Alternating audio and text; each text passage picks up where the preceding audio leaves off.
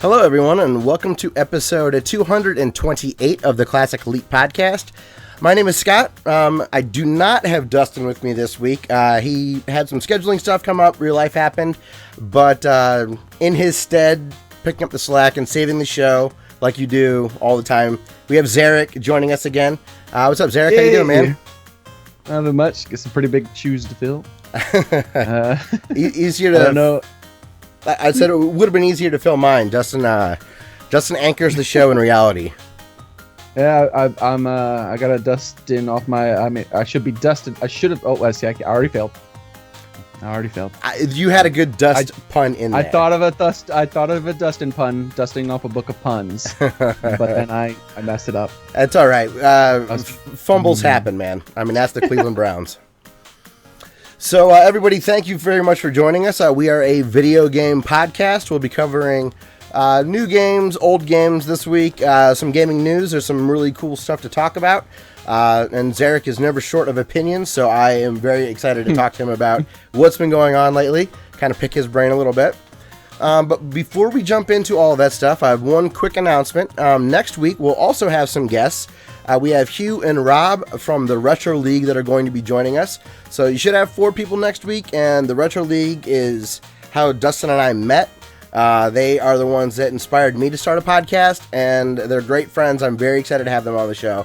So make sure to tune in next week to check out Rob and Hugh from the Retro League. Their podcast is at theretroleague.com. So Xearrik, man, before we jump in, how have things been? You watch any cool movies? You've been diving into anything in Netflix? What's been going on?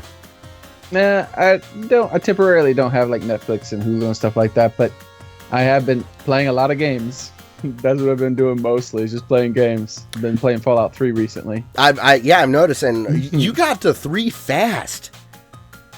Yeah. Well, I didn't 100% finish 2 because it was just so buggy. Even with mods, like stability mods and whatnot, it was just very buggy. I had never watched that much of the first Fallout game before. I think I'd only seen screenshots. So watching you play it in kind of that isometric view and how the inventory systems work that even still look kind of like it does today was really educational for me. I thought it was really cool. Yeah, I hadn't actually played them all the way through myself. My friends had, and they recommended it to me a long time ago, but they were always on my backlog. I do still need to play 2 fully through. It was just, there was so many game-breaking bugs, it was just too much to deal with. Even Fallout 3, it's not a stable game either. It took a lot to make it run. You have to like alter the INI files and stuff like that to get it to run on any kind of modern game, but modern machine. But it's worth it. It's still a great game. I was going to say, that's kind of the MO for that entire series. I know a lot of people didn't care for Vegas when it came out, and now Vegas is some people's favorite because it's been fixed and modded so much since then. Yeah, I'm looking forward to Vegas because I actually, during that time around when that game came out, I didn't have a lot of free time. And so games of that length, I didn't actually get to finish. So I only played a few hours of Vegas, and so I haven't picked it up since, and so I'm looking forward to playing it all the way through. Cool. And that's the next thing I'll be doing. I have to jump in a little bit.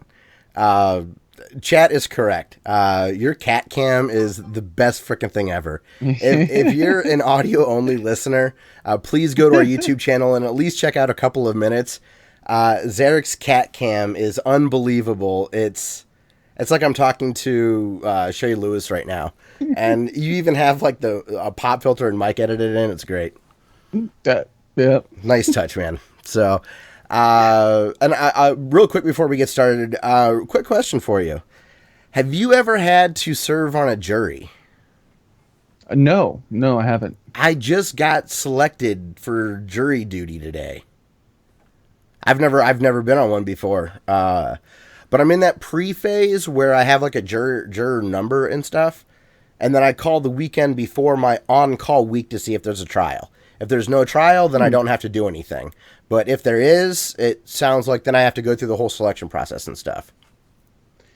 Yeah, I've never done it before. I've seen it on TV tons of times. I know right? a few friends that have done it, but Yeah, I've never done it. I would. I get if they called me now, I wouldn't have any trouble with it because I don't have a job at the moment. So I would just I'd be like, oh yeah, sure, I got free time, whatever. So, I mean, for me, I have a good excuse to put on my Outlook out of office response. Sorry, at jury duty. Oh no! What would happen? I just had a major thought here.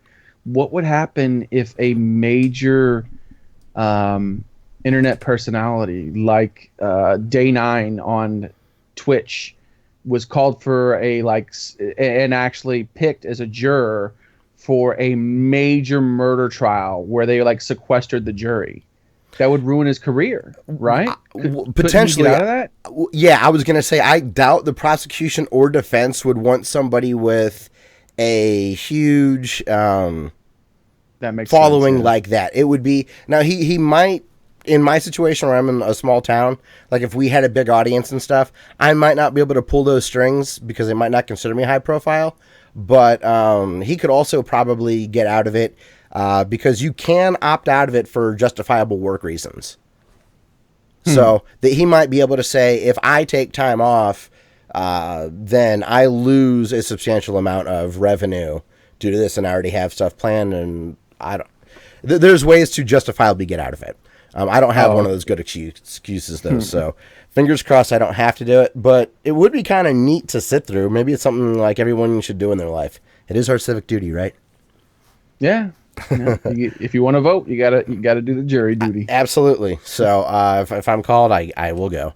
So all right, well everyone, let's get into some gaming news of this week. Xearrik, the first thing on the news is, of course, the big announcement from Nintendo from a retro perspective. Two big things in the news. The NES Classic has been stopped from a production standpoint worldwide. They're not making any more. The best thing I saw, best thing I saw on Twitter is all the scalpers just nutted after seeing this. Like, I'm rich. Yeah, I'm right. So rich. They're probably the same people. Like, they probably feel like the Cosmos have like evened themselves out since they were stuck with like 10 Wii's that they couldn't sell, or Wii U's that they couldn't sell. I don't know. Like, I'm a bit surprised. I expected to, by this time of the year, be able to walk into any Walmart or Meijer or whatever and pick one off the shelf, and they're still rare, and now they're not making any more. Yeah, I think the Wii U's though, like, if there are actually any of those scalpers who actually have extra Wii U's and they didn't get rid of them, if they're willing to wait long enough, I think that's going to be one of those consoles that ends up being worth a lot. I agree. When it goes far enough into the future and graphics, like, all the graphics are dated enough to where they don't really care as much, you know, they'll be like, oh man, this console had a lot of really good games, and there's not that many of them because they didn't produce enough because no one bought them. And then the demand might exceed the number of them that exist. Yeah, I don't see this particular device falling in price on the secondary market for quite a long time. And think about how difficult some of those games would be to emulate. Near impossible, really, because of the dual screen. Potentially, yeah. So yeah, you have to like have a screen within the screen in the emulation. Couldn't imagine how difficult that would be to emulate. It would be really crazy. So but on the kind of coattails of this announcement, Eurogamer at Eurogamer.net had a report that Nintendo is making an SNES Mini Classic for this holiday season. I've heard people talking about it as though it is confirmed, but I didn't see that. But Eurogamer, when they usually report, their sources are excellent. So this is interesting. My question for you then would be: do you think Nintendo will ramp up at least this quantity? We know they'll cut it off relatively quickly. You think they'll make more of them? Or do you think that they will produce a similar amount to the NES Classic, and it'll just be the same thing over again? I don't know. Like, there's no telling with Nintendo. Right? You know what they should do, right? Like, they shouldn't stop production of the NES. Like, are there a limited amount of factories that they can get stuff made in or something? Like, do they have to shut down the NES to make SNES? Like, I don't Nintendo just does their own thing. I love they make good video games, and then they don't understand how business works. That's how that works. You know, I love the conspiracy theories though, where they're like a million more times shrewd than we're giving them credit for, where they know that they have a potentially popular product, do intentionally limited releases because they want just the name Nintendo in the news, since they just launched the Switch. And the Switch launch has been incredibly successful so far.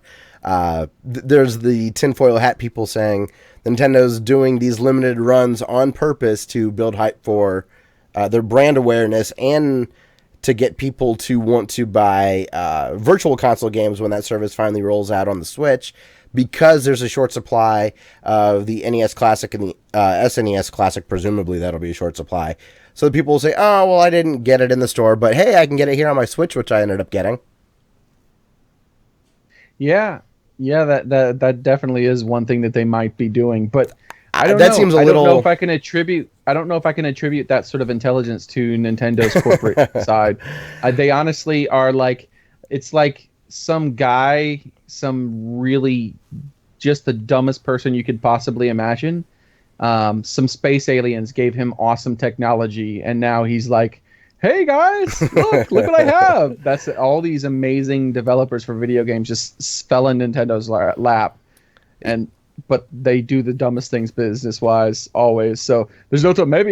Maybe they are that smart. Maybe they're doing the whole thing that, like, people say with Trump, 4D chess and all that. Yeah, or maybe they're just lucky. You know, I definitely feels like it's something that, in hindsight, you can put those pieces together. Yeah. But to have that be your plan and not know how it's going to work out seems a little crazy. But maybe, who knows? It's fun to hear people talk about it, and I think that they will make more of them, but not a lot more.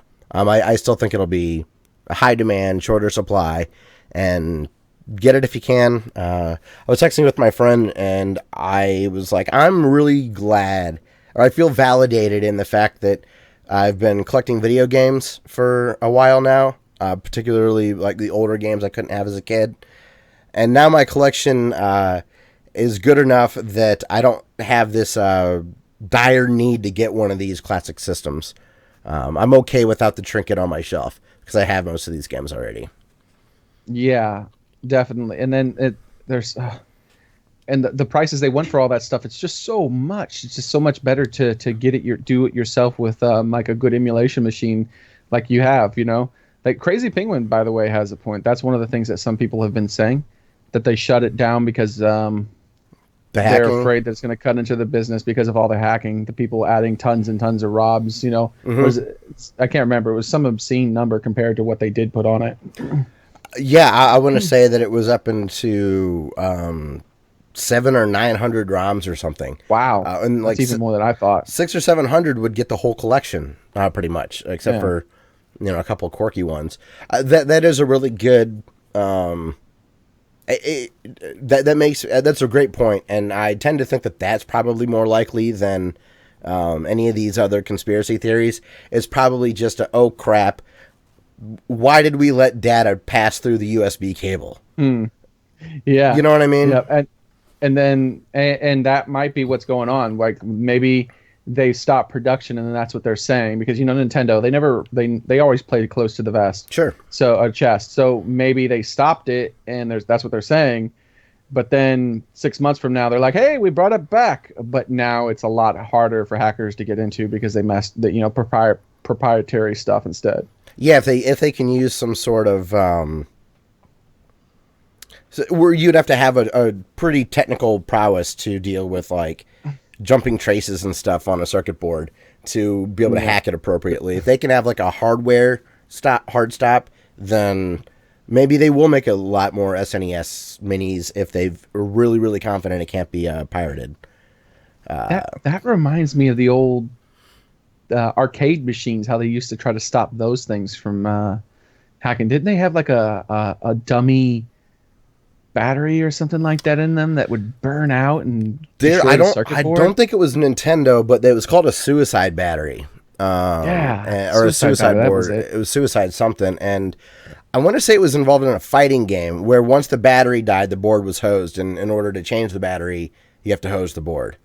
Yeah, there is definitely something, and it's funny because I'm frustrated that I don't know the answer to that. I don't think it was Nintendo that did that though, but maybe it was. Yeah. Oh, yeah. I don't. They didn't did. think They it was did Nintendo either. I just remember hearing about it, and I was like, oh, that was. It just reminded me of that. A little cool little thing. Nintendo did do all the. They were really upset about the rental market, and sued Blockbuster and other rental companies for photocopying manuals as a copyright infringement.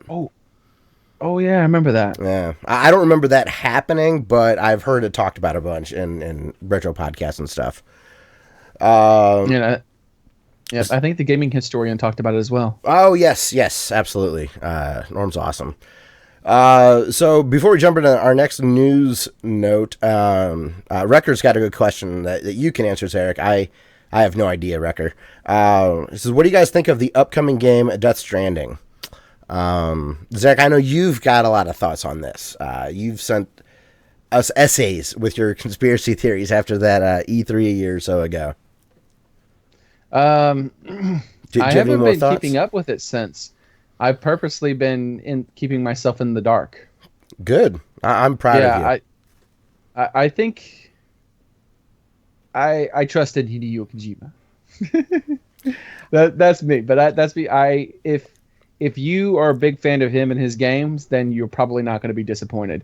It might be pretty freaky, but I think that it probably won't be too freaky. It probably will be pretty standard. I don't think his hands have been really that tied. I think that he's been given free reins with video games for probably a long time now because he's, the best. So like just do whatever. The only limit to him was probably like budget and things like that, and of course what kind of game he was going to make. Yeah, I would expect it to be a story that it'll be a love it or hate it sort of a thing. I think majority of people will like it, especially if you're an old fan of Metal Gear and all that. But yeah, I have no idea what to expect. I think it'll be reviewed well. Would be my guess.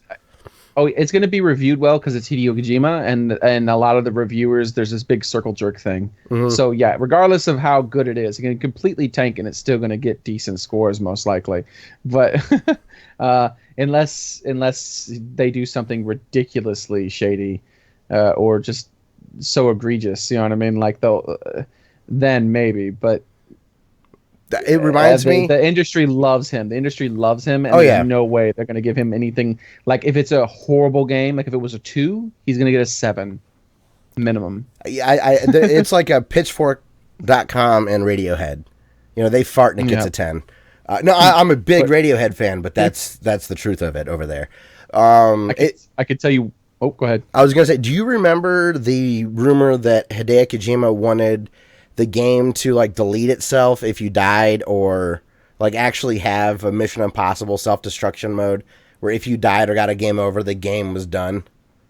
No, I didn't hear about that. I know there have been games like that before. Like there was a military game where you were inside of a mech or something and had this giant thing that came with it, this giant controller.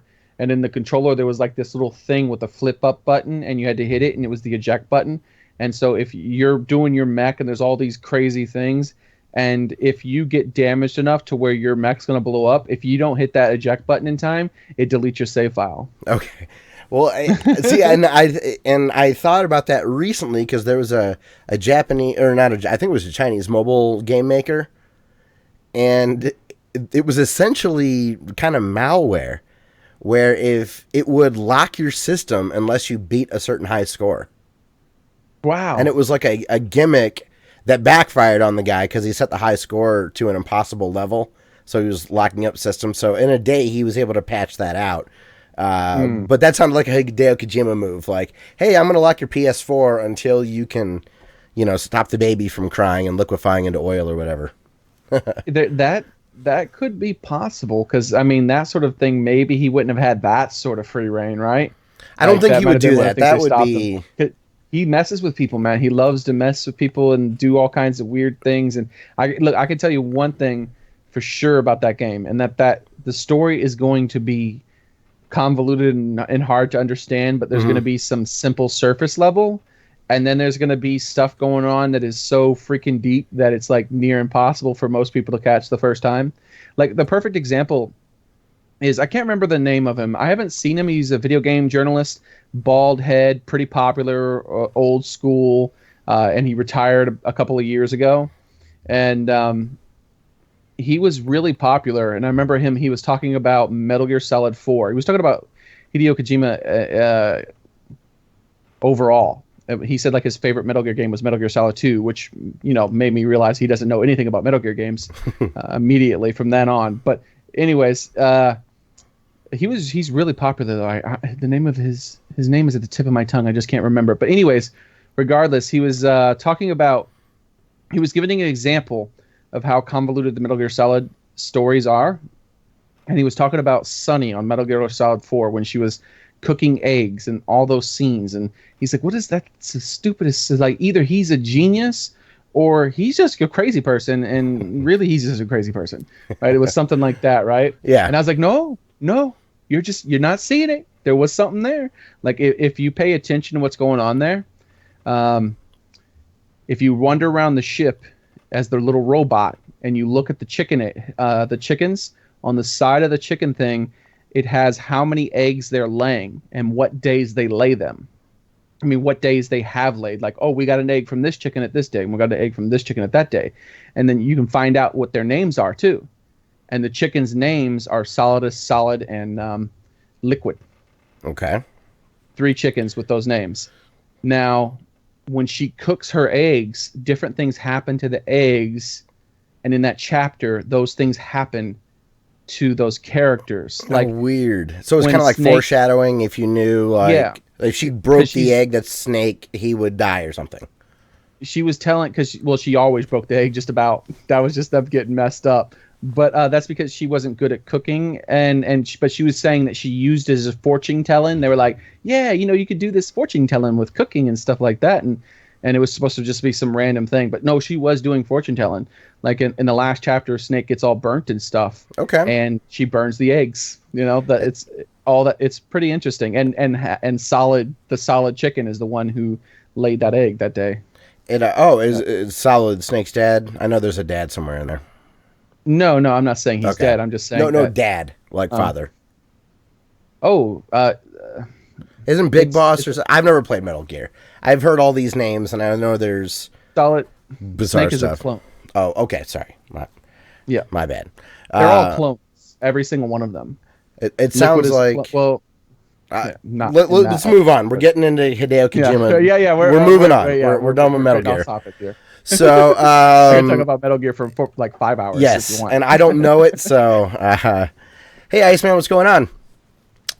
Thanks for joining.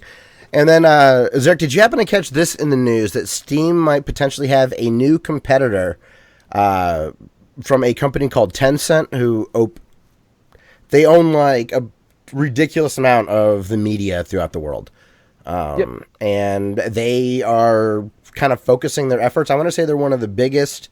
They own maybe like Riot Games and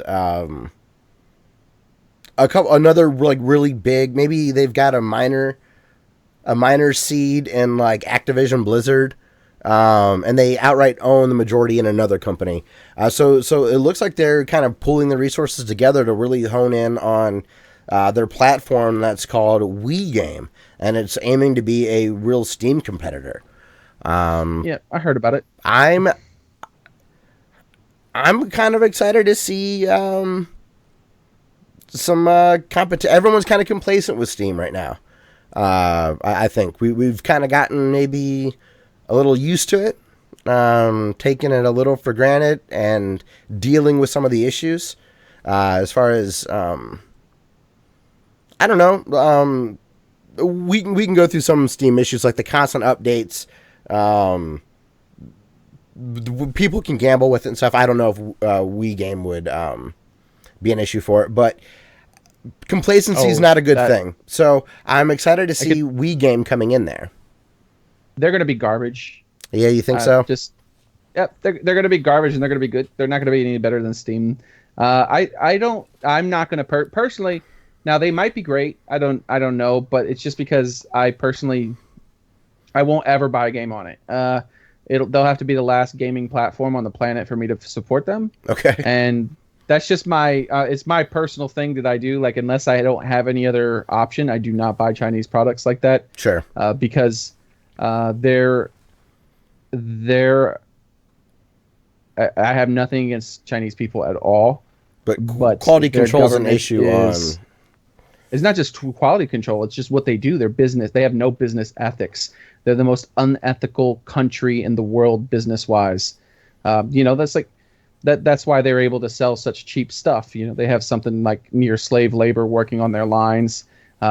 Then they have no pollution standards, so they just like, oh hey, we're going to manufacture some steel. We're not going to pay our workers anything. They have no benefits, and we're going to dump all the waste in our river and poison all of our citizens. And then we're going to sell the steel super cheap in other countries all across the world and put those steel manufacturers out of business.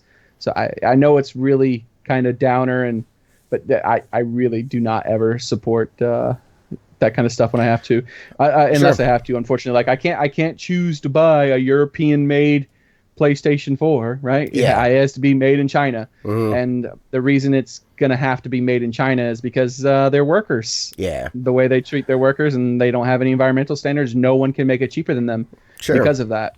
And I guess I just like the idea of all of these platforms, whether it's Uplay or Origin or GOG's Galaxy or even the Windows Microsoft Store. I like that this competition, whether WeGame is garbage and we never use it, it at least will add another player to the market that will make a lot of features standard for any platform. Like cloud saves and things like that. It'll just keep features good for a consumer, I think, anyways. Yep. I think that one of the best things about it, though, is that it's not like manufacturing, but I just don't want to support the economy because of that stuff. Like, I can understand that as little as you can. They don't even respect copyright law. Like, they don't care. They just straight up steal people's copyrighted stuff. Some place will be manufacturing something. Like, you never know when they'll do it. Tomorrow, China might release PS4s called something random, and it's all the guts of the PS4, identical, but in something different. Yeah, my friend, it's ridiculous. My good friend growing up, he lives in Beijing right now, and it's bizarre to hear him talk about his experiences with all that kind of stuff. So keep an eye on that, and then do you have another thing to add? No, I do have best hopes, though. I have an opinion about Steam, though. I think that Steam is they do need a competitor, because you can't ever let someone go free wild. I think they kind of do have minor competitors. Mm-hmm. You do have GOG and things like that, and they're the biggest dog, but that doesn't mean that one huge mistake, and they can be immediately replaced. They'll become MySpace, basically, right? That doesn't. MySpace was the biggest. Who uses MySpace now? Like, it doesn't matter. They would have to screw library. up. They'd have to screw up so big because so many people are so vested in their games library being curated through Steam. Yeah, but it's possible. But at the same time, like, I think that they're really on top of a lot of stuff. Like, we were having a lot of issues. A lot of people were complaining about the refunds and how that works and being scammed. And look what happens. They institute a refund system. Mm-hmm. A lot of people been complaining about the quality of the video games being released lately because of the green light. And now they're doing something about that. Mm-hmm. People were complaining about the gambling and that people were making money off of that. They shut that down. Yep. People were complaining about now they're complaining about these trading card things. People are trying to make money off the trading cards by making really crappy games with that. And they're implementing a system to put it into that. Like, they really tend to be on top of that. And they do update it frequently, but then again, like, I don't know why they're updating it frequently. It could be security purposes. Yeah, I know, absolutely. And it's generally a small patch. If they're protecting my data, I'm happy about it. Oh, absolutely. And I had one other thing I wanted to say about their changes that are coming up. I don't know, but I generally, yes, I agree with your sentiment that they do seem to react well as of late. Like some of the examples you gave with like Total Biscuit and Jim Sterling meeting to talk about the green light stuff is a good thing. What other company on the planet do you know of that says, "Oh man, we have a problem with our platform. Let's take some of the most prominent critics of our platform, invite them in for personal discussion, and take notes of all their criticisms." Yeah, I think they're a pretty good company. No, absolutely. I respect them very much for that, and the fact they didn't make them sign NDAs and they let it be public, that was very awesome. So ridiculous. I can't believe that they didn't make them sign NDAs. Like, I remember. I don't even know if I wouldn't have done that. Yeah, right. No, I remember. So I was listening to the Bombcast this week, and two guys from Idle Thumbs podcast were on there. They were the ones that made Firewatch. And Firewatch talked about, or the guys that made the game, talked about Steam's refund process. And a lot of people pointed to Firewatch as a game that could be taken advantage of with the refund system. People could play the game and get a refund for the game even though they completed it because of the duration of it. And those guys actually said that there was no big financial hurt for them, and it actually made their lives a million times easier because they didn't have to answer a lot of support tickets. They are a small team, so it was a much more manageable process, and they didn't actually see people abusing the system that way, which was great to hear. Like Steam betting on the greater good and it kind of working out that way. It's because gamers aren't that way. That's generally not, except for the people there are exceptions in everything. There's there's probably serial killer gamers, but you know what I mean. Like there's of course there are. There's always exceptions, right? Sure. But no, gamers really they're not that way. The ones that buy the games at least. Yeah. A pirate is not going to go through the trouble of paying them money and then getting a refund into their Steam wallet. No, they're just going to pirate it. Every single game that's released can be pirated sooner or later. Sure.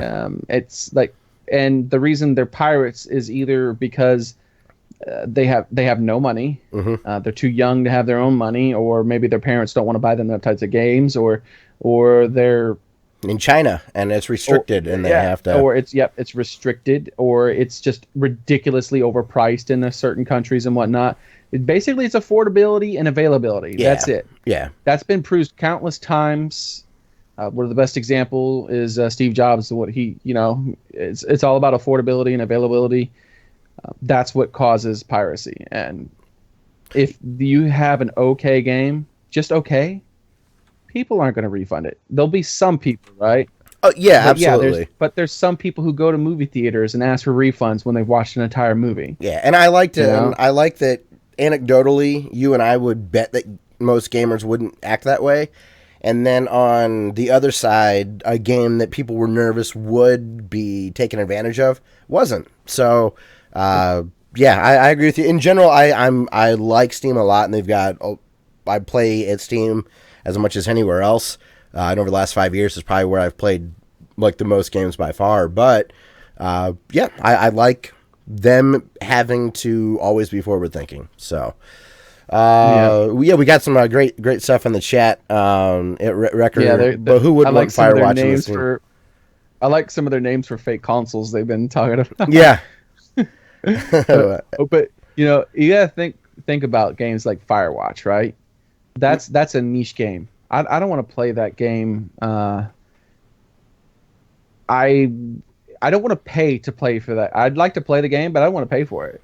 And I'm not bothered to pirate it because I have tons of other games, and other games I'm more interested in that I'll just buy that game. Yeah. Why would I pirate this when I can just buy this and play something I'm actually super interested in?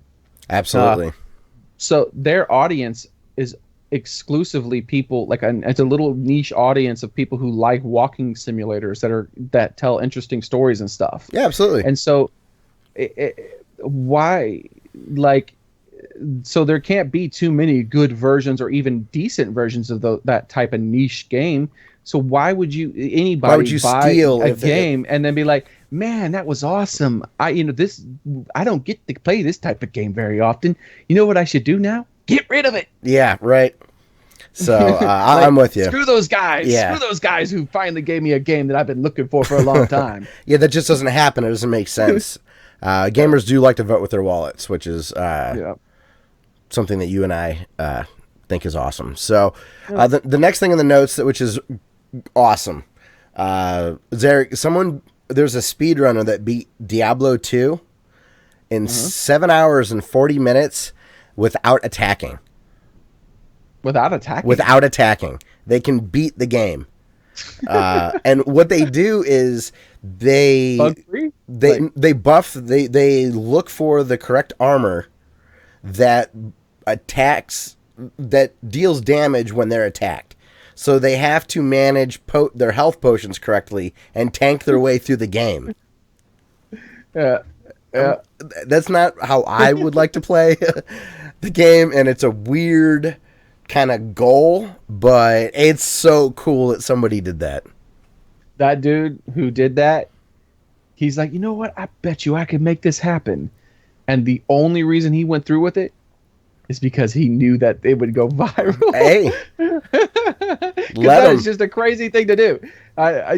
He's not like the blind kid who beat freaking Ocarina of Time. That guy didn't have a choice, you know? Right? Yeah, I just thought, how cool! I bet Blizzard was just so stunned when people were doing this. They call it the pacifist runs, which is a great name for it. I bet that they had to be like, oh my gosh, we didn't... Like, how could you consider developing a game with that kind of in the back of your mind that's even possible when it's a hack and slash loot game where tons of enemies come at you? Yeah, a pacifist. That's real interesting. Dude great. Must be a real big fan of Metal Gear. Like he's no kill. Or medic in World War II. So, I don't know. I just think that's great. And he did it by just finding the right armor that deals damage and then heals the hell out of himself and tanks through the game. That's so cool. Yeah, that's pretty impressive. The next thing in the news, this is more of just a PSA. There was a slight refresh to the AMD graphics cards, the 480 line. 480 was the $200 card that came out that was kind of VR ready when all the NVIDIA cards were $300 and $400. But AMD has, if you're a PC nerd like I am, people have been waiting on the Vega line. AMD just released new CPUs called Ryzen, which competes more closely from a spec perspective in terms of like cache and multi-threading and stuff like that, to Intel, which AMD hadn't been doing for quite a while. So a lot of people are anticipating the Vega architecture for graphics cards to really compete with what NVIDIA is doing right now. But these new cards are not that. If you already have a 480 or you have a 1060 or something like that, or even a 970, I think that's what you have too, Xearrik. That's what I have. This isn't worth an upgrade. But if you're in an older generation card, both of these seem to be pretty solid cards, and they're $230 or less.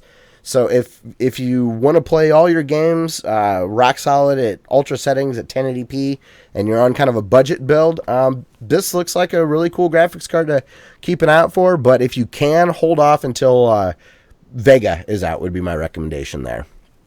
Yeah, that sounds like a most people thing to me. There's not many people who would pass up on a deal like that, I think. Yeah. Who are looking for to get into PC.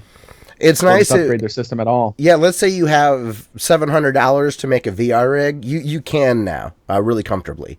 I want to say the 580 has 8 gigs of RAM, which is plenty for a lot of the newer games that require a lot of fast RAM processing. Wrecker also asked if we remember Zombies Ate My Neighbors, and Legend's got some funny stuff. I remember it from I learned about it as a young adult. I don't have any nostalgia for it, but people like it a lot. And it sounds like you played it or had it. Nope. I actually haven't ever played it. I've seen it played though. It looks cool. And other than that, like I've seen it played in real life a few times, and then but I wasn't participating in that. And then I've also seen like a couple of gameplay videos. I can't remember by who though. I'm sure like Angry Video Game Nerds had it referenced, and I'm sure there's a lot of other people that you've seen over the years that have had it played. Yeah, it looked interesting, but it's just it. I would play it if if a friend of mine was like, "Hey, play this right now." I'm like, yeah, sure, why not?" But it just I like. It doesn't feel like you progress enough from what I see. Okay. Like it's like you have it feels almost like an arena type of thing. You got an area, and then you have to walk around that area and kill all the zombies and rescue the people, Yes. I believe. And you pick up some power-ups and stuff like that on the way, and then after you do enough, a portal opens up and now you're in a new little area where it's like it's a little map. It's just a little map. Whereas like I don't know, there's just something about me, and so that's that kind of arcadey right like feel. Yeah. But something about my brain just likes that moving sideways thing, right? Like the like Ninja Turtles or something. Yeah. So you're not much in like the like you were never one for. Oh, I just had it in my head. Shit.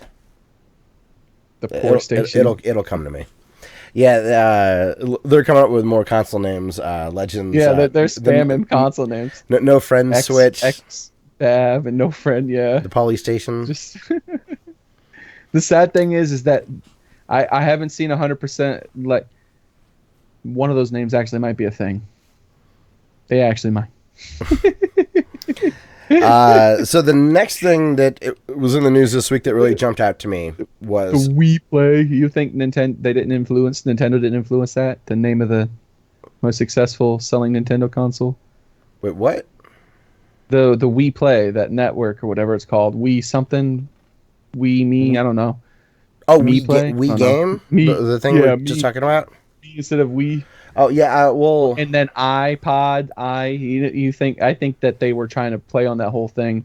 Well, the Wii, the I, the Me. Maybe. I guess I was reminded more of WeChat, where WE is really WeChat is bigger than what did Facebook just buy? WhatsApp. Oh, it's bigger than WhatsApp in China. So I think WeChat, WeGame, it's just kind of like here in the States we have iPod, right? Like you were saying. I didn't know they had a product line of Wii in China. Yeah, this is the second big like ubiquitous thing, and WeChat is so huge in China. It is that shows how ignorant I am about that.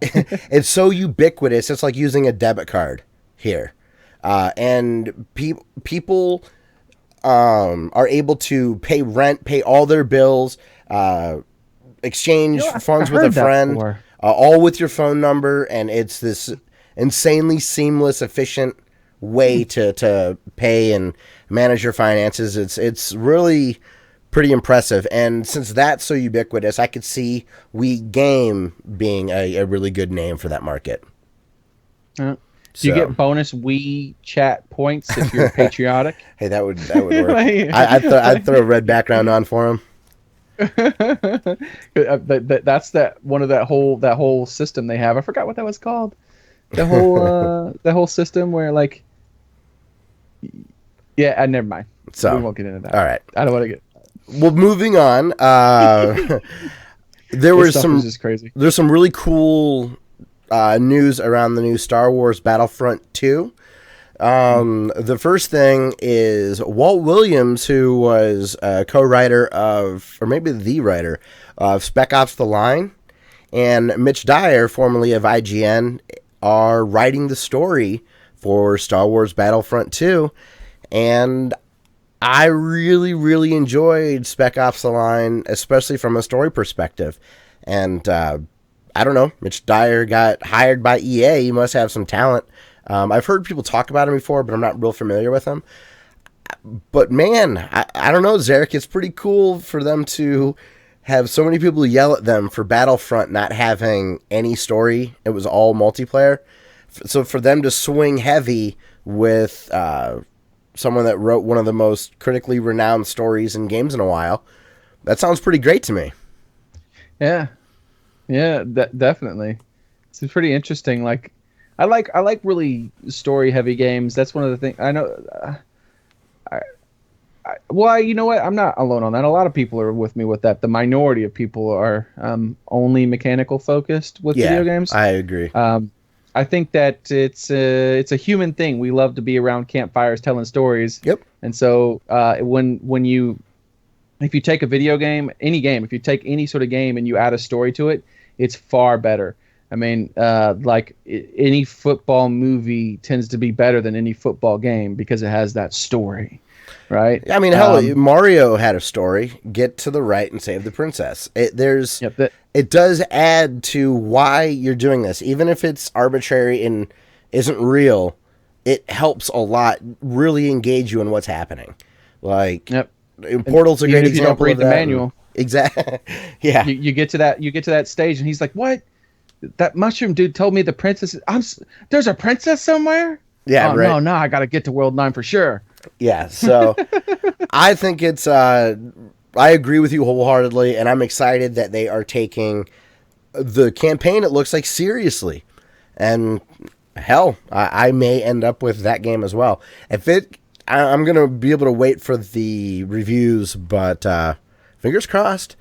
And then I did watch the trailer, and I will say, if you haven't seen the trailer yet, they spoil the shit out of characters that are going to be in the game. However, it gets you so excited to play this game.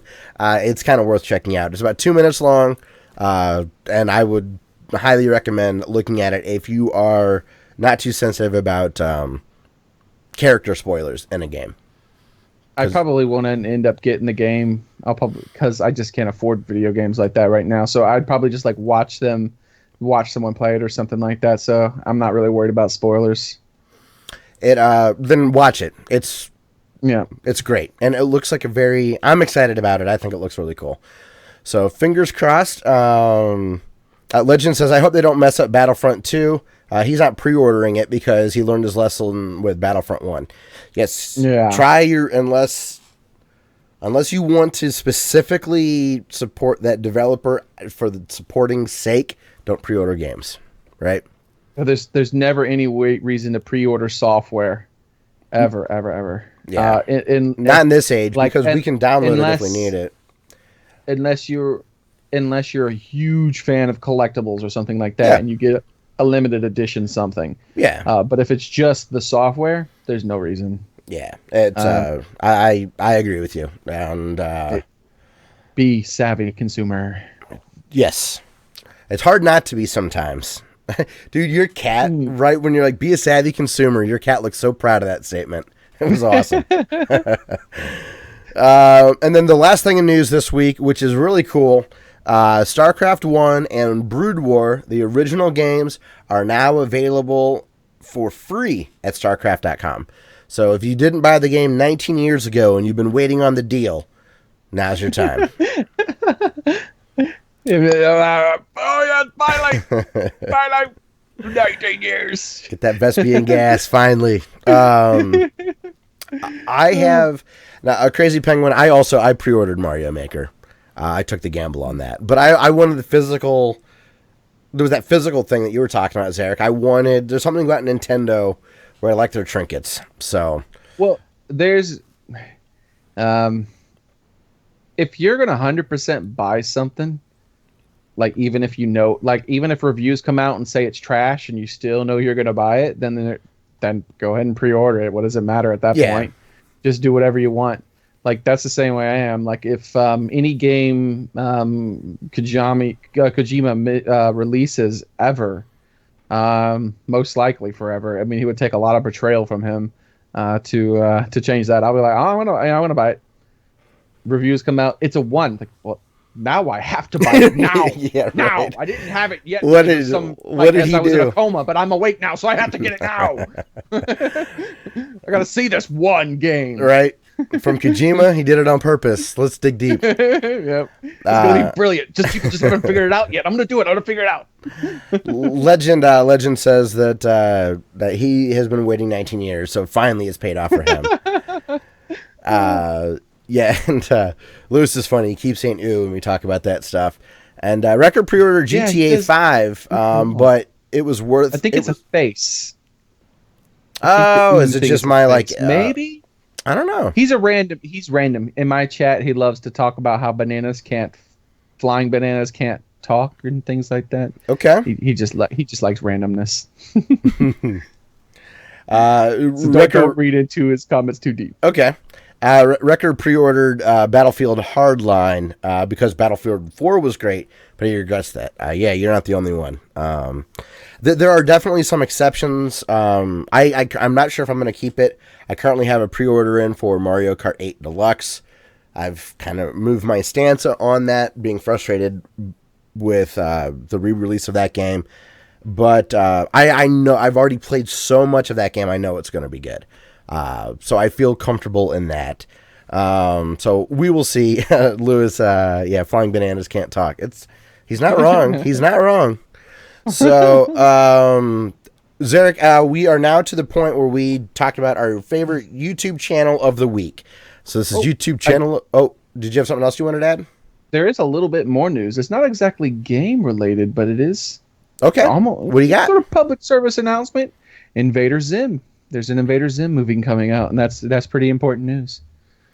Maybe not for you, but for me. Yeah, and I have everyone no else idea in the what you're world talking who knows about. what Invader Zim is. Yeah, I have Anyone no idea. who knows what Invader Zim is, you can celebrate now because the movie's coming out of it.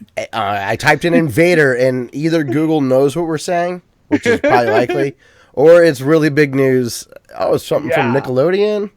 Okay, cool. Yeah, it's a really good cartoon that was basically... Give me the 30-second elevator pitch. It was advertised for children. It was supposed to be a children's show. It was a little bit too deep, it wasn't really super deep or anything, but it was too adult for them. And some of the concepts and stuff like that were too deep for children. But it was at the same time very silly. Imagine a watered down version of all the crazy cartoons we watch nowadays, like nowhere near as good as the best cartoon currently out. What is that? Rick and Morty? Rick and Morty, yeah, Rick and Morty. Yeah, yeah. See. Look, that's all I had to say. That's how good Rick. Best, and Morty is. Yeah. It's not as good as Rick and Morty now, but imagine Rick and Morty, that sort of style, not quite as good, but with an alien, and random stuff is going on. Like he has a little pet, Gur, and it's a little robot, and Gur's basically every dog ever. Where he's like, I love things. I'm super happy. I'm super hyper. And then Zim is like, he's this little short alien dude who's trying to take over Earth. Then he's like, he yells at him and he finally calms down. He's like, oh, yes, master. I'm all super serious. Here's the synopsis from Google real quick. It says Zim dreams of greatness. Unfortunately, though, he's hopelessly inept as a space invader. Desperate to be rid of the annoying Zim, his planet's leaders send him on a mission to infiltrate Earth, providing him with leftover, cobbled-together equipment. And it's got 97% approval on Google users.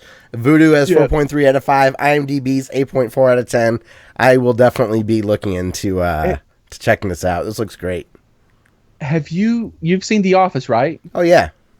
For some reason, I'm blanking on his name. I'm blanking on a lot of names for some reason right now.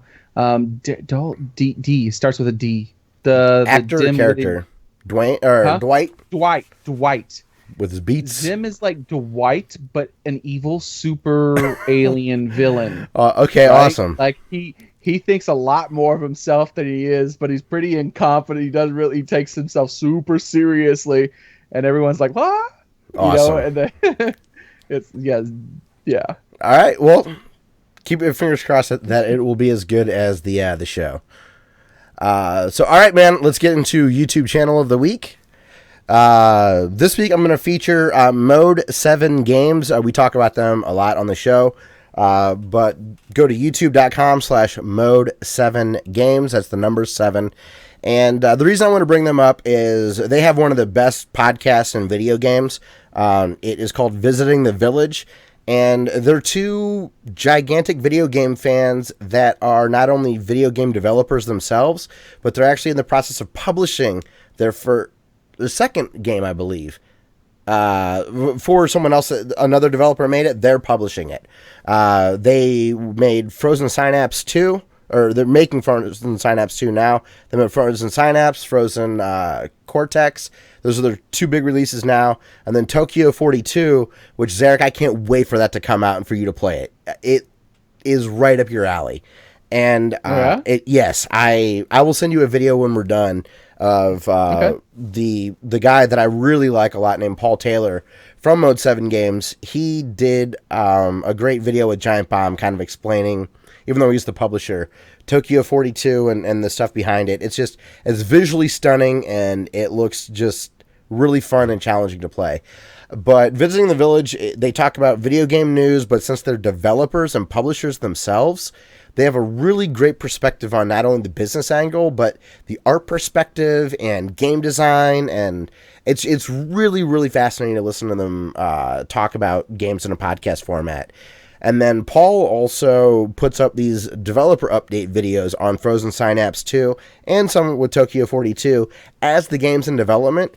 And if you're not familiar with Frozen Synapse, it is a strategy turn-based game. So when it comes to, it's a mechanics-driven game. So in his dev updates, he gets to explain level design, layout, player strategy, wrinkles in mechanics, different choices that he's having to make along the development cycle of this game. And he's so interesting to listen to and so well-spoken in the way he presents his thoughts that it's so fascinating to learn about the nuts and bolts of what goes into a video game. And he just comes across as so candid and honest that it's great. And then also, he's a phenomenal musician. He does all of their music, and he also does chiptune stuff under the name Ensnare. But his video game, his other moniker is Nervous Test Pilot. So if it's for a video game, his moniker is Nervous Test Pilot. But yeah, go check out Visiting the Village. I'd highly recommend you listen to that podcast and go look at Mode 7 Games on YouTube. They are awesome. So sounds awesome. Yeah, check it out afterwards. I think you would really enjoy it. I'm excited to show you Tokyo 42. It just like Xearrik, it's so freaking up your alley, which is really cool. And you gotta love the name Mode 7 Games, right? Clearly they are in their 30s and grew up with Nintendo. So I think I might actually be. No, never mind. Yep, I'm gonna subscribe to them. Okay, yeah, I would highly recommend it. I need to. I just haven't been looking at their videos, I guess. They didn't realize that. Or they haven't been putting them in my sub box, one or the other. Or, yeah, that can happen. They also, Visiting the Village had a long break. They've been really busy trying to get Tokyo 42 ready. So, it's been a little inconsistent with their updates. So, the channel is spelled MODE, the number 7, and then games. If it's not, just search for it instead of maybe /. Maybe they don't have that custom URL thing. But it's Mode 7 Games. So if you look for that, you'll find them. So yeah, well, moving on then, Xearrik. Outside of Fallout, you been playing anything else? A little bit of Warframe, and I can't 100% remember. I know it's been all Steam at the moment here. My mother still has the Wii U. She's still freaking out, playing tons of Zelda. But, you are awesome for doing that. Where's my... Hey, thanks, Wrecker. Glad you... just check. Glad you didn't leave after... he said, came for Xearrik and loving Scott. I appreciate you saying that, man. Oh yeah, man! They got one of the best. This is one of the best podcasts, I think. I probably I'm not doing nearly as good as Dustin, but it's pretty good. It's full of puns. I've forgotten to do the puns. I forgot to dust off my phone book, and so you're doing awesome. I'm not good at dusting. I love talking to you, so that's what a podcast is. This time. Yeah. Yes, there you go. It's just, we like having people on, and a podcast is just talking. You know, we have some bullet points, but this isn't edited. It's a conversation. I'm really thrilled that people are enjoying listening and continuing to listen. It's really a flattering thing. So, Warframe and Fall. Yeah, that's literally it for the past week, apparently. The only thing I've played is Warframe and Fallout. Are you going to be jumping into what's next in the queue for you? Because you used to juggle more games than you are lately. Yep, I'm thinking about playing something in between. Okay. Oh yeah, you know what? It might have been over a week ago since I got it. Let me see. But there's this really awesome game that is insanely cheap. Let me find it here. And I'm thinking about maybe streaming this and a few other games all in one day in between Fallout and 3 and something else. Let me see. Okay. What is it? It's while really you're looking awesome. Like you're a ninja, and it's like you jump all over the place. Sword with sauce. It's called Sword with Sauce. Okay. This thing, I don't know if you've ever seen any gameplay of it, but it looks amazing. It's imagine. It's hard to explain. Imagine.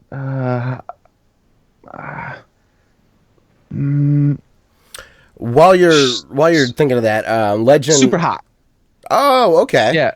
Imagine super hot, but you don't have like a time stopping mechanic, right? Okay. But you're a freaking ninja and you got a lot of ninja stuff. All right. So you can And, like fire the bullets back and you're super quick and yeah, you can chop bullets out of the air, but it's like real time, of course. Run along walls and you can get killed in one hit. And like you have to kill a whole bunch of dudes. And you're like, hey, you throw your ninja hook up and you get on a roof, but you don't necessarily have to take the ninja hook with you. Like that doesn't have to be something you do. 1 second. Okay.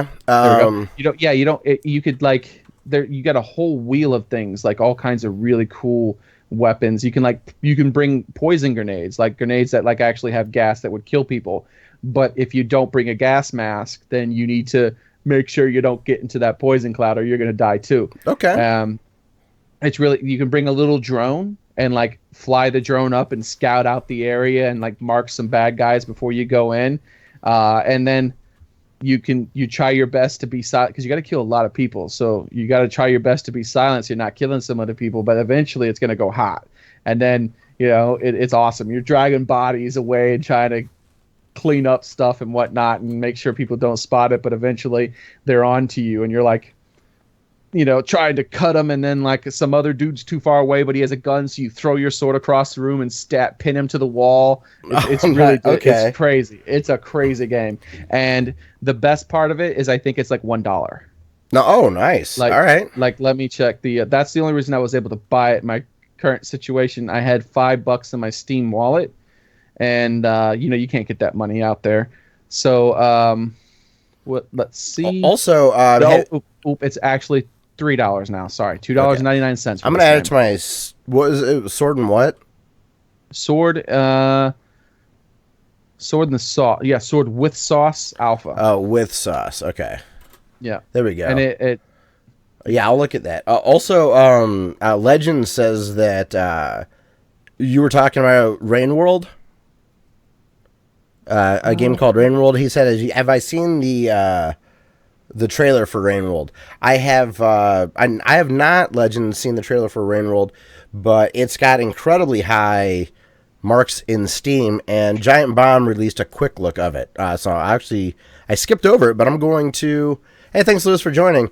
I am going to check that out afterwards. This trailer looks amazing. It's got beautiful pixel art and almost like Hyperlight Drifter, kind of dystopian looking. Looks cool. I'm a sucker for this high fidelity pixel art. The setting, the trailer isn't 100% honest in my opinion, but it's a little bit misleading. So let me, because I've done more research into the game, and that'll be a game I probably will eventually buy. Okay. Later on, but the game has, like, you're a cat slug. That's what you are. And and you're in a world, a dark and bad world, where you are the cutest dang thing in that world. Because if you've looked at the trailer, right? I'm watching. Is there anything else in that trailer that looks even vaguely cute and soft? No. Like, yeah, everything. It seems like they're in a world full of nothing but predators, and they're the only prey. Except that's not exactly true, because the animals will eat each other. Like, okay, so this is where it's a little bit misleading. In the trailer, it shows your character with a spear quite frequently. Okay. And that isn't actually that way. You almost never, ever, ever, ever, ever fight anything, because almost everything in the game can kill you. Because not only are you this cute, cuddly-looking creature in a world of, like, gruesome monsters, but you're also a baby. Like, that's how the game starts out. The game starts out with your parents. You get separated. Your parents are carrying spears, and you're walking with them, and then you get separated. Maybe they've heard that complaint, because most of the screenshots here on Steam don't have any spears. There's only one that does, and the trailer that I watched didn't seem to have that. So maybe you're not the only one that's giving them that feedback. Yeah, because if you poke something with a spear, apparently the way it ends up happening is that 99 times out of 100, it just turns around and eats you instantly. It's like, food. Thanks. So it's not hack and slashy, but it looked like maybe they were conveying that. Yeah, it's more of like a puzzle kind of. I'm looking at here. How am I going to get through this? Mm-hmm. Wait a second. There's a predator bird. There's a big giant bird. I bet you that bird would be willing to eat that thing if I could somehow lure that bird down here to pick him up, or that's the kind of things that you'll be doing, because imagine a human in a world with lions and tigers and bears, and the human doesn't have access to any tools. Oh my! He's just gonna have to use his wits. That's what this looks like to me. Yeah, it looks, and the scale is awesome. So yeah, Rain World, check that out. It looks really cool. So yeah, well, I guess as far as what I've been playing, I've been playing a lot of Rocket League, and the comments are making me feel like League of Legends. Just people whinging about everything, even though their stats are terrible. I haven't played League of Legends in a long time. My friend got me to play it, and then Heroes came out, so if I'm going to play a MOBA, it's going to be Heroes. But the chat's getting annoying, but I still love the game. I can't help it. Also, the same friend that got me into League of Legends gave me a huge homework assignment. I've never played Dungeons & Dragons before. And he plays with a lot of his friends online. So he's like, "Hey, would you want to join?" It's through they use a site called Roll20, and it kind of allows you to play in a virtual space, so we don't have to get together. Like he and his husband just moved to Seattle, and I don't know where any of the other players are. And he was my one of my best friends growing up. So it's cool that we get to play this together. But he gave me like a starter document, and it's 40 pages of like backstory and lore and characters, and then tomorrow. Go ahead. What edition are you playing? I'll look here in a second. I have no idea. Fifth. That's all right. Whoops. That's fifth edition, maybe. Is there a fifth edition yet? I don't know. 13th Age. Is that ringing a bell? I've heard people talking about it. But I didn't know there was a fifth already. I don't. It was only up to fourth. Don't quote me. I have no idea. The word fifth appeared somewhere. So maybe it is. Who knows? It finally came out. So I have this like 40-page document to read, and then tomorrow I'm getting together with him to talk about like what I will end up doing for my character, and he's going to help teach me some of the basics. He's going to ask me questions about kind of what I would prefer to play as, and help guide me through stuff. And he estimated that to be a 2-hour conversation. And so that's just to get me like bare bones started and at least on the right track, not caught up, but at least in the world. And I was like, oh my God, this is overwhelming. I'm intimidated. To play the game. I think you're going to not like it. Even though it's a really good thing, I like D&D and stuff like that. I just, based on what type of stuff you normally don't like, you tend to like more efficient type games where it's more tightly controlled. It seems like yes, absolutely. It seems like those games, but I also am a people person, and I love to talk, and I love to chatter. And I like seeing strategies kind of as they unfold, and I like meeting new people. So I think I will actually have a really good time, despite that not being my heavy interest as it pertains to video games. Unless they're and you said it's D&D then, right? I think unless so. Unless they're short a cleric, then you're gonna be probably a fighter or an archer or something like that. That's a good A training wheels starter. character. Yeah, absolutely. Yeah. Yeah. And it might even be your style too, because it's straightforward and effective, and it's like it's not as much trickery to it, kind of a thing. You know what I mean? Where it's like, you know what I'm gonna do? I don't like this guy over here. I don't like this. All right, you guys go over there. You guys go over there. I got this guy. And where like being like, say, a talking sort of character where you're like negotiating with a lot of NPCs and stuff like that, you'd probably find that sort of thing awkward your first time. So being someone like a bard or something weird like that, or would probably not be a thing. And then mages tend to be overly complicated But it's pretty interesting. But I really love games like poker and blackjack. Yeah. And so since there's that element of trying to roll for odds, and doing what mathematically would be more likely to have a positive outcome versus we have no choice, we need to take this super risk, I have to roll 17 or higher, stuff like that. Like I think I could really get into. Do you like the gambling? Yeah, too? Yeah, maybe you can. Yeah, because there's a lot. Basically, the entire game is a gamble. Yeah, so every single movement is gambling. You'll be walking down a corridor, and then the GM's like, "Yo, dude, roll a skeleton." Saving throw. Yeah, and you're like, "Wait, roll a saving throw." What? Exactly. So I think that I will like it as long as I can have a general understanding of the story. And if the people are relatively patient, I'm looking forward to it. It should be really cool. But I've never done it before, so we will see. I forgot that you're sociable with stuff like that. That might be a thing, especially if it was in real life. I know, actually, in real life, if it was in real life, I bet you would love it a lot. Oh, me too. Yeah, guys would just be chilling out around a table, drinking some beers, and inside jokes happen or something like that, and just having fun. Exactly. So I actually. Now, if it was to be a D&D like game made by BioWare, I don't think I would enjoy that very much.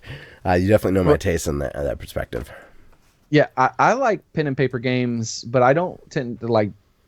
I don't like the fantasy ones. It's just they're kind of played out for me. Too much time doing that kind of stuff. I like the ones where there's some other sort of gimmick to it, some other sort of interesting gimmick, like cyberpunk, or like there's post-apocalyptic or super like in the Fallout world or something. The world's 1,000,000 years old now, and people are de-evolved or evolved or something crazy like that. Or those cool mixes of like that antiquated stuff with good technology, but technology that was great years and years ago.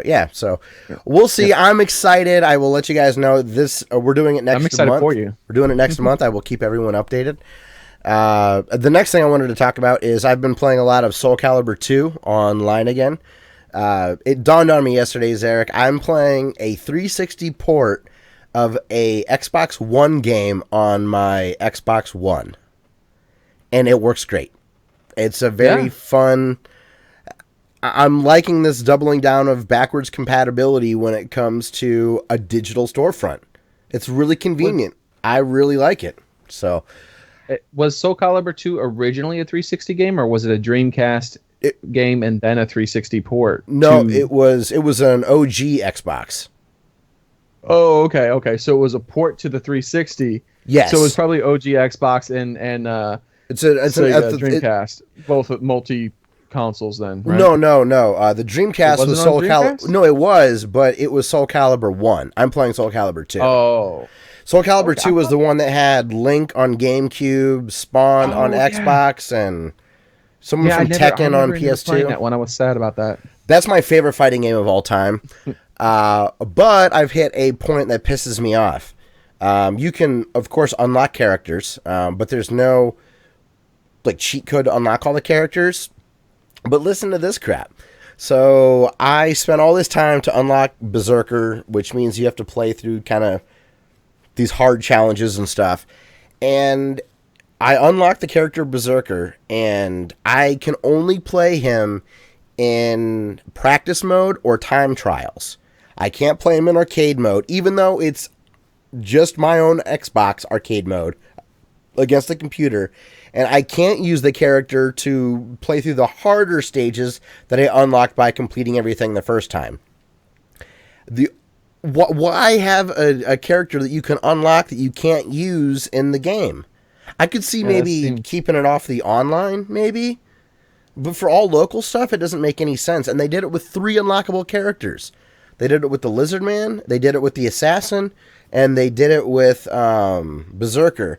And I remember in college, we must have played so goddamn much because we had all of those unlocked. And I never remember them not being unlocked. So it just, like, I have a lot of nostalgia for it because we played it so much when I was in college. But I was really disappointed. I was excited to unlock all my characters, so when my friends would come over, I would have all we could do like we used to do in school, and it's, I don't know. I thought that I remember liking the Assassin, and I thought that I could just play through the second playthrough with the Assassin, and I couldn't. And I just thought it was bizarre for them to wall off characters from other areas of the game when it's a local setting. Yeah, that is weird. Weird, right? I mean, yeah, that's real weird. So, oh well, but I wanted to bring that up. It's definitely a weird quirk. And then I did want to make one quick note. Xearrik Zelda is fantastic. I'm very excited to finish it and have the spoiler cast with you here in a couple weeks. How many hearts do you have now? I don't know. Maybe 9 or 10. When we're off air, I'll tell you what I did most recently. When you have about. When you basically, I don't want to know anything, Xearrik. Careful. Oh no, I'm not spoiling anything. I just said when you have about a second bar worth of hearts. I mean, not that you have a full second bar. I'm just saying when you start getting close to maybe having a second bar, or you're almost have one full bar, because you know how many hearts you can get. Those temporary hearts. Yeah. Once you start getting close to having, like I say, a full bar, think about exploring to the far southeast. Okay. And ooh, that is on my to-do list. I was hinted at something out that way. And that was one of my favorite areas of the game. Awesome. I'm surprised how much I love it, because if you were to put the mechanics on paper, I would say I'm not even going to play that. That's my first Zelda game I'm not interested in any way of playing. And I during this absolutely spoiler love cast, it. I'll go deep into that. I've put a lot of thought into it. Once I see credits roll, like, I don't care if you spoil side missions then or point out stuff I missed, but I just got to get to the credits, and then we'll schedule it, and you can tell me all the stuff I didn't know, and we can. Oh man, I'm really looking forward to it. It's a great game. I still feel like I'm in the midst of playing one of my favorite games ever. I really feel that way. One of the best things about it is how everyone experiences things differently. Yes, everything. Yeah, it's so cool. Because like you've played enough hours of the game so that you've experienced the very beginning of the game. Yes. So I could just mention things like that. Like in the beginning of the game, you're supposed to go up an ice mountain at one point, and how people approach that task is different almost universally. See, that's what blows me away. Is every time I get somewhere further, I'm like, how did they direct me here? How did I actually get progress? You could have done this a million different ways. Like, how did my way work? How were people not stuck on this? How did I find this? And then you figure out how to do something, and you think you gamed the system. Yes, but then like a couple hours later, you're like, I didn't game the system at all. Exactly. They just taught me the thing I just did. Yeah. And a freaking challenge. That I thought I was clever. No, I guess not. And I'm very excited about that. So people, please keep tuning in for the next couple of weeks, and Xearrik and I will have a full Zelda Breath of the Wild spoiler cast. And then the last thing I wanted to talk about, Xearrik, was I played some Super Mario 2 on the Famicom Disk System, the original floppy diskette that plays on the disk system, and that game is not good. And you left a comment on that video that I'd like to read because it is such a perfect explanation of why the game stinks. I talked about it. Someone in Morpheus in chat was talking about how the difficulty was a big reason why this game wasn't released, but as you'll explain, the difficulty wasn't clever. So he says, I don't remember if I've ever... I mentioned that in that stream, I felt it was a quality issue. Yeah, so we'll get into it. Xearrik says, I don't remember if I've ever bothered to beat Super Mario 2, and it's not on my backlog either. The game is terrible. Great mechanics, just like the first game, but horrible level design. I've been saying that for a long time. With the release of Mario Maker, it's even more provable. Look at all of the worst sins of Mario Maker level design, and you'll see them in Mario Brother 2. Hidden blocks that are needed to progress, troll blocks that kill you, and the illusion of progress only to be sent back to the beginning. Platforming that requires pixel-perfect precision. That was tough for me. Random blocks, enemy placement with no real thought other than insert obstacle here. It's just a bad game, and nobody who thinks otherwise, and anybody who thinks otherwise, is objectively wrong. I think... You need I put a winky face at the end of yes, that. You did. That you did. Obvious. I was just messing with people with that last. But you really, sentence, you need the thickest Coke bottle nostalgic lenses to really view. It's a bad game. It's not. It's shocking that it came from Nintendo. It's a bad game. The only way that stuff would have been good at all is for something like Super Mario All Stars, or if you remember how they came out with Duck Hunt. Yes. With a pack game with Mario, if there would have been Mario and Mario 2 all together, right? If it was one cartridge that you had. Because, okay, there's so many reasons. Like, for instance, people call it a ROM hack. That's because the game isn't any different. It's no different than the other the first Mario. It's exactly the same. Yeah. The only thing is that it's unfairly challenging and sometimes just outright cruel. And that's good for say you beat Zelda and then you're like, yo, I want to play a harder version of Zelda with different things.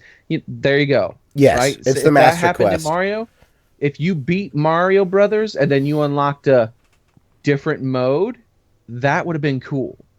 But no, as a sequel to the series, it's absolutely terrible. The real sequel to Mario Bros is Doki Doki Panic. Yeah. Panic. That is the actual sequel. Like, for instance, it's the natural progression. It is the natural progression of Mario, Doki Doki Panic. Like, for instance, if you notice, Nintendo games, especially old games, had interesting designs where they would focus on like a single core mechanic, sometimes a few, but normally like a single with Mario, Jumpman Mario was all about jumping. Everything revolves around jumping. Even the power-ups. You get a mushroom, you can hit blocks that are higher. You get a star, now you don't have to worry about the enemies. So you're not thinking about the enemies. You got a little bit more speed too, so you're able to make your jumps more precise. Get a little bit further, hit your jumps hard, better. You get the fire flower, you're shooting fireballs. Think about every other game that has ever released, even after that game. And how many games do you remember where your projectile shoots at a 45-degree angle towards the ground and then bounces along the ground, rather than shooting directly forward or, say, in a little arc or something, right? Yeah. Or only bad games did, like Friday the 13th on the NES or Fester's Quest or something like that. But that was up in an arc. It was. Those were still up in an arc. But it was bouncing on the ground. No, absolutely. I agree. And think about that. Like, think about what that makes. Have you ever been like, man, I hate this stupid fireball because it bounces on the ground? No, you're actually, I got the fire flower. Yeah. And that's because once you have it, not only can you get an extra hit, but you are killing monsters. Yeah. The fireball is bouncing, but almost at the same time, it feels like it's jumping because it teaches you to be aggressive. It doesn't bounce off of walls. once it hits a wall, it just stops. Exactly. And then it will bounce upstairs and kill things. And there will be enemies that you want to hit with it, but they're too elevated or they're not in the right angle. So if you want to hit them, you have to jump to hit them. Yep. So that whole 45-degree angle thing. So even that fire thing is built up around that. And I was going to say also, from a design perspective, you're absolutely right that there was arguably no iteration on the Super Mario 2 in Japan, but Doki Doki Panic had a ton of iteration and progress from what they could do. But also, go ahead. Oh, they were proud of it too because they released it. They re-released that game as Mario. As a Mario, as well. Yeah. Yep. It was Super Mario Bros. USA, and it was more than that. It really was a Mario game because originally it was supposed to be some sort of elevated game where you travel vertically, but Miyamoto told the guy to try to make it fun, add some sideways levels and things like that. Let's put some extra things in it, and then. Doing some interviews with him, you find out a lot of stuff. Like, what was it? He actually even at one point said something like it was that from a development standpoint, because he was like a director of it. He wasn't the producer, but he was like a director or something like that. He approached the game and advised on the game as if it was a full-fledged Mario game. You can tell. It was a brand new type of Mario game, and it had all the same team just about. It had even the same musical composer that Koji Kondo, the same guy who did for he did Zelda 2, Mario 1. He did it. He did a million things. And then you think about the mechanics. I was talking about the natural progression of that mechanic, the jump mechanic. There's no progression in Mario 2. There's simply we just made it a lot harder. Well, think about it from this perspective too. From the progression standpoint, not only was it level design and software driven, but if you notice the NES, the fidelity of the games got very good by the end of the system. Yes. And it's because they were able to add hardware into the cartridge, which would allow it to have more capability from a graphics and an audio perspective. And Mario 2 didn't do any of that. When you have the Famicom disc system, it's a one-sided disc. When you have Doki Doki Panic, it's a two-sided disc. Zelda's two-sided. And then you see what Konami was doing with Castlevania and the extra audio channel that's in the Famicom disc system. The extra channel of audio and the extra RAM was there for Super Mario 2, and it wasn't used. So even it was all the same music. So even the hardware perspective, the mentality aligns better from a progression standpoint with Doki Doki Panic and Mario USA versus what they did with Mario 2. So just all around, it's clearly the sequel, despite what semantics people might say.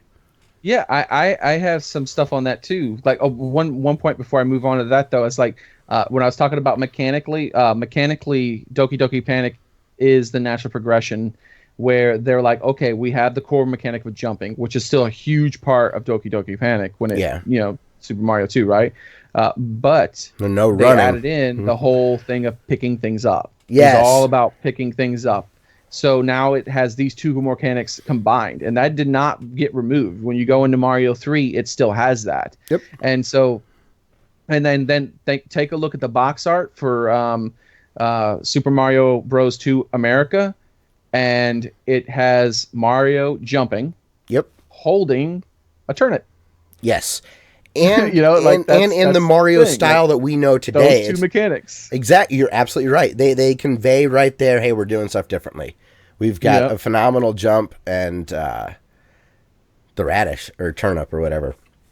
Totally agree with you. No, oops, sorry. I keep talking over you because I know a lot about this a little bit actually. Keep going. What you were talking about, the graphically, that is actually real. That's true. That's actually everyone says it was because the game was too hard.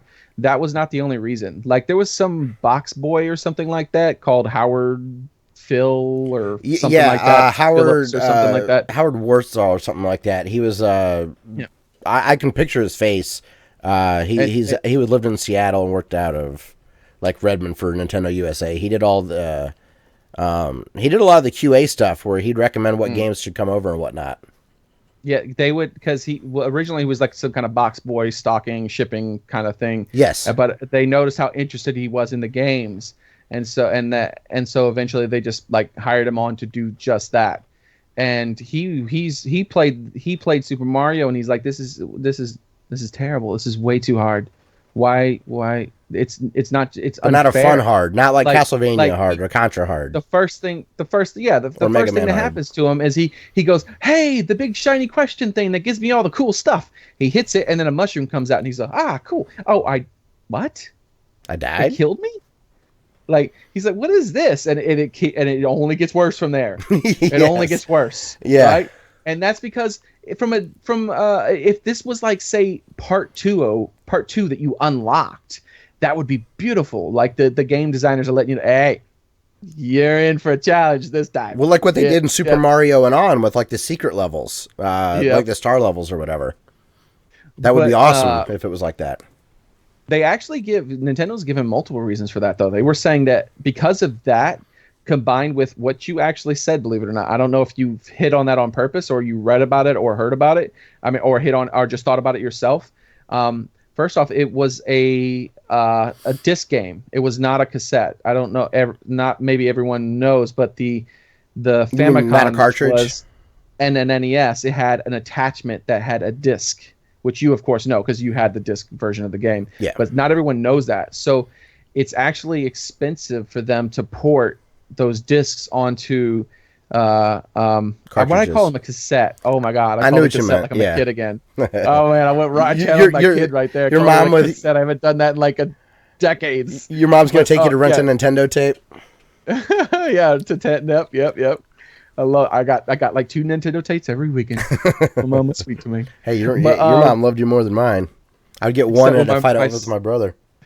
My sister came to visit one. Oh, I know how that felt. My sister came to visit one week. Mm-hmm. She got to choose one of the games. Uh-oh. Would she pick Barbie's a Barbie? Adventure thingy. She did. The I Barbie. swear to God, the Angry Video Game Nerd did an episode about it. It's so bad. Yeah. I was like, are you happy now? I told you not to get that. Are you happy? She's like, no, it's good.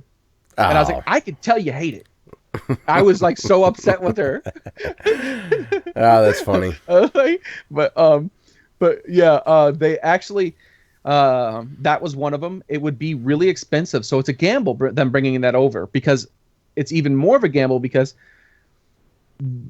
it had only been about like a half a year or more. It hadn't even been a whole year since Mario 1 released. Yeah, and it only took them 4 months to make Mario Maker 2. Because, they had all the same assets. They just remixed the levels and made them difficult.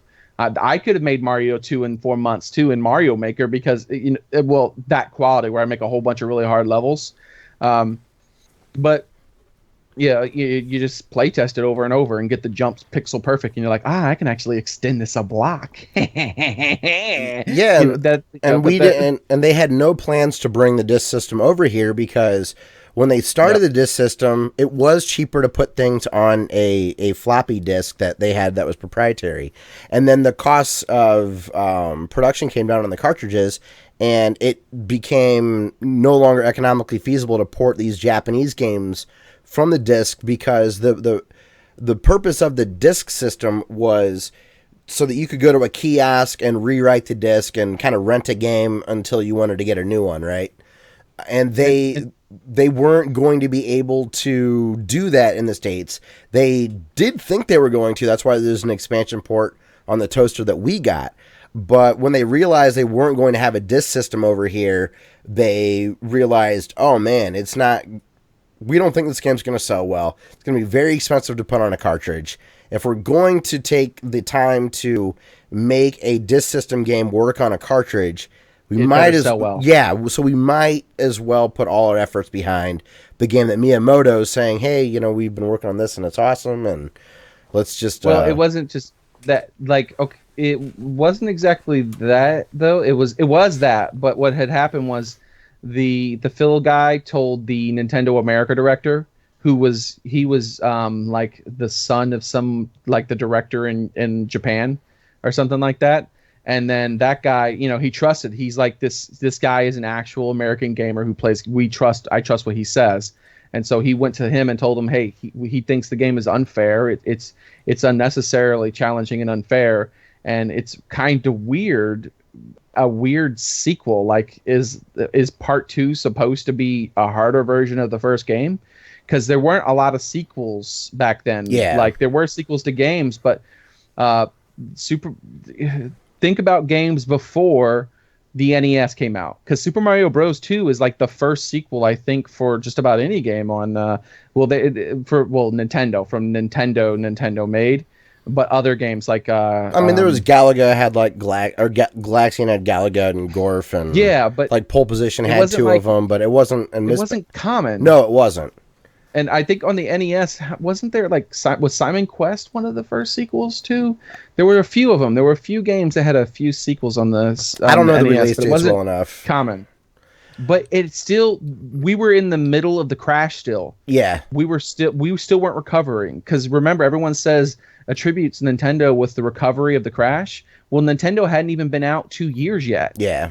And so the game industry was still recovering from the crash. So that's a huge gamble to spend all that money and do that stuff. Oh, yeah. And so they had American gamers saying that it's challenging and unfair and all that stuff. That combined with the fact that it was also going to be very expensive, that you could tell just by some of the quotes that of Miyamoto and whatnot that he wasn't very confident, that he probably stepped back. Yeah. And you can tell by current game design, Nintendo's current and all game design after that for them, how many times have they ever done something like that other than Mario 2, where they're like, you know what, our new version of this game, you know what we're going to do to make it different? We're gonna make it real hard. Yeah. And we're just gonna mess with them. We're gonna. It doesn't make sense. Yeah. Yeah. It doesn't. They had an experiment, and you can tell even they were like, oh man, you know what? This isn't that great actually. And it did sell well in Japan though. It sold like 2 million copies. But that's still pretty then good. Again, Super Mario Bros. 2 in America sold like 10 million. Yeah, and it's like the 4th best-selling Nintendo game of all time. So they I think the winner is. And just to also show how much Nintendo appreciated Howard. Why is Warshaw my name? I forget. But anyways, he's a character in a lot of the Nintendo Powers. He answers questions and stuff.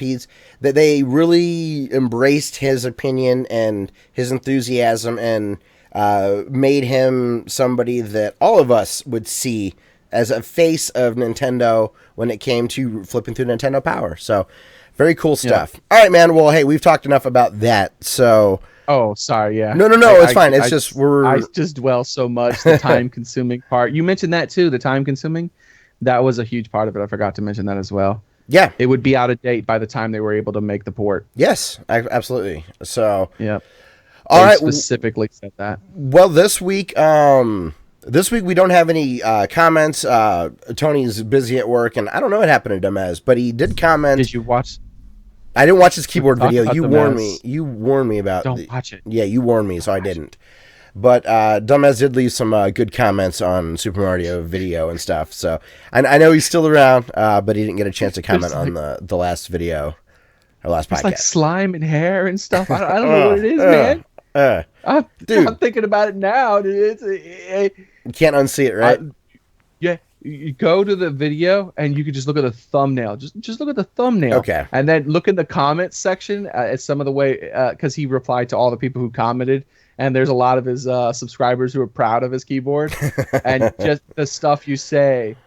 Just read the stuff they say about it, and you'll be like, you know what? Yeah, that's enough. I don't even have to look at it. I'll just give him his thumbs up. And yeah, he has a pretty dirty keyboard. I don't have to have nightmares. So yeah, that's Duhmez. He's our friend on YouTube. Go check him out. And Xearrik, we're gonna wrap the show. So before I rattle off our social media stuff and announce our outro music for the week, where do people find you on? What social medias do you like? What's your YouTube username and all that fun stuff? Right now, I mostly just do the Twitter, and well, I mean, as far as social media, other than YouTube, Twitter, and I really struggle at that. I keep forgetting to use it. I'm bad at it too. experience some kind of cool. I guess maybe I'm just too old for social media. I told you I needed to watch a how-to video for Instagram. That thing was so complicated. Dude, I don't understand I'm how something finally that complicated could ever catch on. I'm getting better at it. I feel like the parent who couldn't figure out the VCR. Yeah. Right? Oh, yeah.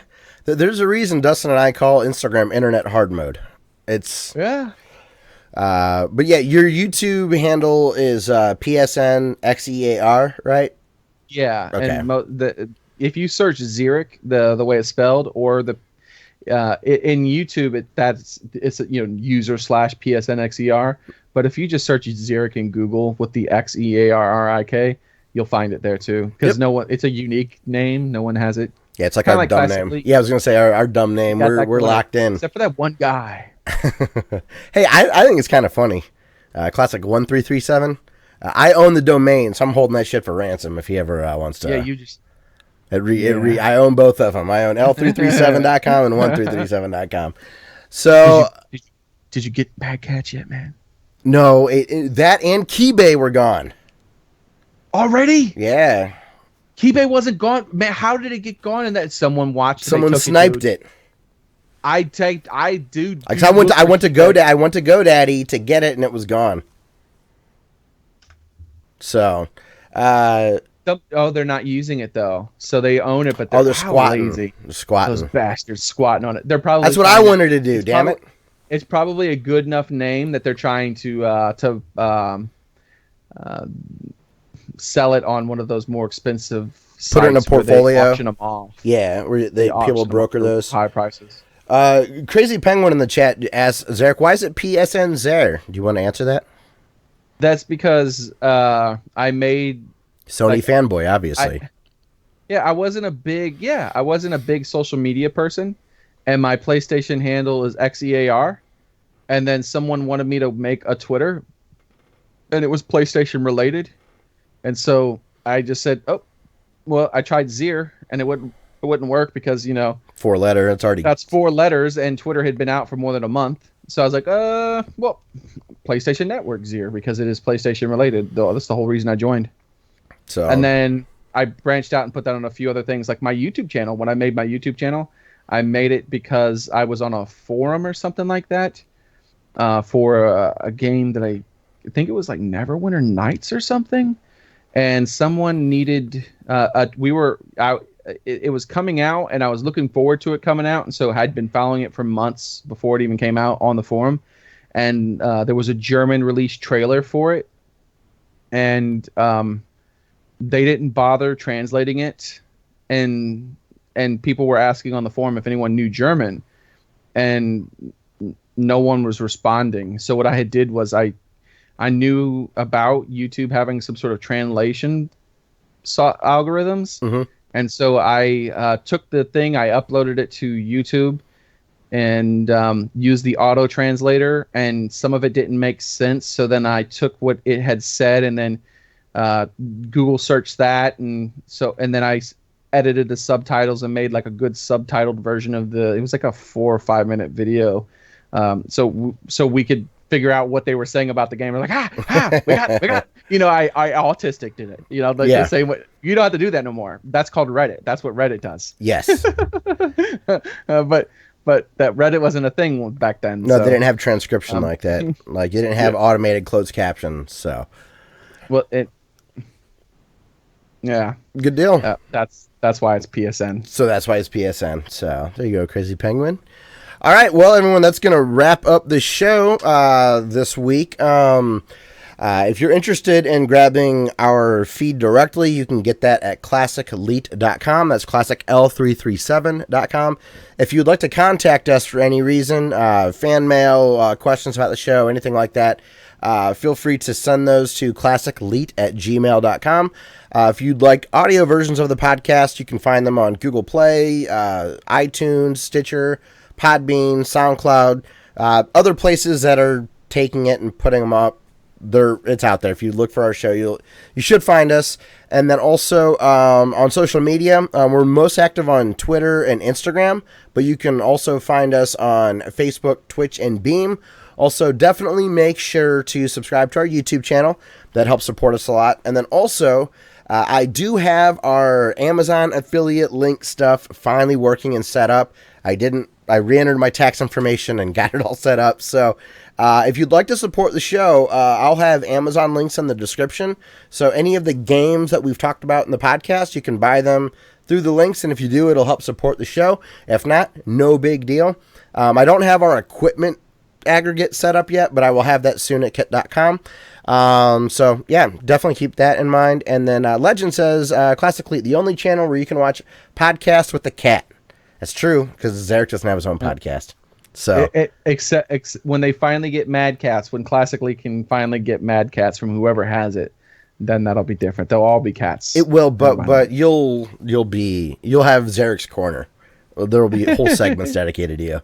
So, all right, Xearrik. Well, hey, thanks for joining us this week. And for outro music, I have a song from Ashes of Snow. Did you have one more thing you wanted to say? I forgot to mention it the whole podcast. I forgot to mention it. I always feel a little bit obligated because I like this software so well. It's because it's so interesting. It's a Face Rig. Oh yes, Face Rig. Yeah, put that in the description or something. That way, because some people will inevitably ask. I have the business version of it. I bought it a long time ago, so there's no worry about that. You won't have to deal with anything like that. But I think it's real clever. You can do all kinds of things, and it's more than just cats. I mean, I could be an hillbilly rabbit, Easter bunny. I could betray the cat kind to be a doge. It's really cool software. If you think you're interested in it, it's called, because a lot of people are interested in it when they see it. It's called Face Rig. Oh, there's the Dustin filter right there. He might never get on camera again if he sees the pumpkin. So, yeah, Face Rig, I will have a link in the description there as well. That way you can test it out and have fun like Xearrik is doing. I gotta say, man, it was eerily comfortable talking to you as a cat face. So, all right, well, everybody, outro music this week is Ashes of Snow. The song is called Absence of Light. It is made with Impulses. That's the artist Impulses. I featured that person on the show before. I've never heard of Ashes of Snow, but this song is amazing. So hopefully you'll enjoy it. All the potheads out there, have a happy holiday, and we will see you next week for episode... What?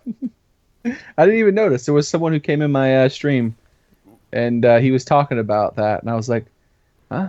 Oh, yes, it's the weed Christmas today. Yeah, he had 420 in his name, though, so I thought he was just talking about his name. Well, could have. Yeah, he was just celebrating, apparently, with me. That's cool. There you go. So, all right, everyone, thanks a lot for listening, and we will see you next week for episode 229.